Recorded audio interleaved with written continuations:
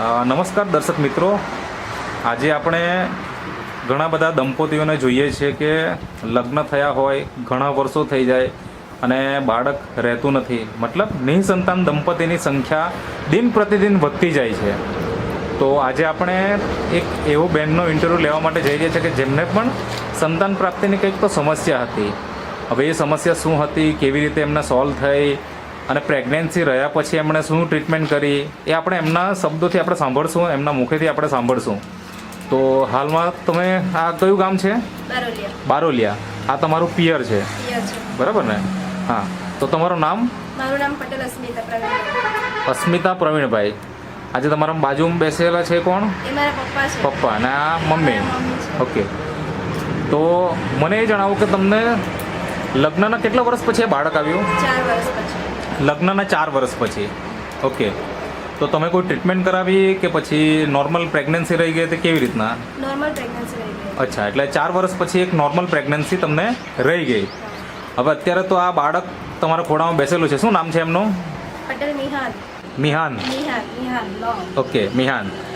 તો એમના કેટલા વર્ષ થયા? એમનું 1.5 વર્ષ. 1.5 વર્ષ. હા.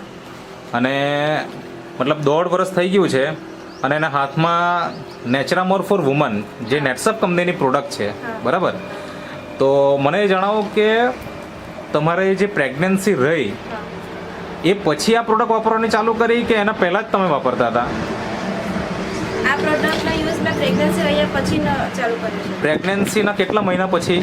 પ્રેગ્નન્સીના 1 મહિના પછી મેં સ્ટાર્ટ જ કરી દીધું. 1 મહિના પછી. હા, એટલે મને તો ખબર પડી. મતલબ આ શરૂઆત કરવાનું કારણ શું? એમ મતલબ આ પાવડર નેચરામોર તમે શેના માટે ખાધો? એ શરૂઆત કરવાનું કારણ એ છે કે મને પપ્પાએ એવું જણાવ્યું, મારા પપ્પા પોતે નેટસપ કંપનીમાં આ પ્રોડક્ટ યુઝ કરવાનું લોકોને કહે છે. તો મારા પપ્પાએ મને એમ કીધું કે આ પ્રોડક્ટ યુઝ કરવાથી પ્રેગ્નન્સીમાં ડિલિવરી વખતે નોર્મલ ડિલિવરી થઈ શકે, પછી બાળક જે છે હેલ્થ રહી શકે, અને બીજી પણ તારામાં કોઈ ખાપણ હોય તો એ ખામી પણ એ દૂર આ પ્રોડક્ટ દ્વારા થઈ શકે. બરાબર. અને એના થકી મેં ડૉક્ટરની જે વધારાની દવા આવે એ દવાનો પણ યુઝ કર્યો હતો. અચ્છા, મતલબ કે પપ્પાએ તમને સમજાયું કે ભાઈ આ જે નેચરામોર ફોર વુમન પાવડર જે બહેનો માટે સ્પેશિયલી બનાવેલો છે એ પ્રેગ્નન્સી દરમિયાન જો વાપરશું તો જે મતલબ પ્રેગ્નન્સી દરમિયાન પ્રોબ્લેમ આવે, ક્યારેક ચક્કર આવવા કે કમજોરી રહેવી, આવી સમસ્યા નહીં આવે, બાળક પણ તંદુરસ્ત રહે, એના માટે તમે આ પ્રોડક્ટ સ્ટાર્ટ કરી. અને આ પ્રોડક્ટ થકી ખાવાનું બી સારું ભાવે. અચ્છા, ખાવાનું પણ સારું ભાવે. પછી ઉલટી થવી એ બધું થવાનું બી બંધ થઈ જશે. અચ્છા, મતલબ તમે આ કન્ટિન્યુ કેટલા સમય સુધી વાપરી? કન્ટિન્યુ મેં 9 મહિના સુધી કન્ટિન્યુ. 9 મહિના સુધી? મારી ડિલિવરી પણ નોર્મલ થઈ. અચ્છા. અને ડિલિવરી દરમિયાન પણ મેં આ ચાલુ જ રાખેલું. ઓકે, એટલે ડિલિવરી નોર્મલ થઈ. આજના સમયમાં આપણે જોઈએ તો ડિલિવરી નોર્મલ થવી એટલે એક સપનું જેવું થઈ ગયું, બરાબર ને? હા. તો ડિલિવરી નોર્મલ થતી નથી, પણ તમારે મતલબ ડિલિવરી નોર્મલ થઈ ગઈ તો આ નેચરામોર પાવડર તમે રેગ્યુલર ખાધો એનો જ આ પરિણામ છે. અને આ બાળક અત્યારે 1.5 વર્ષનું થઈ ગયું, બરાબર?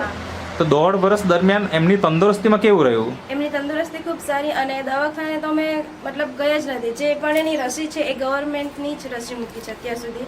હા, વાતાવરણ ચેન્જ થાય છે એના થકી શરદી ઉધરસ જેવું તો થયા કરે છે, બાકી બીજું તો કશું પ્રોબ્લેમ નથી આવ્યો હજુ સુધી.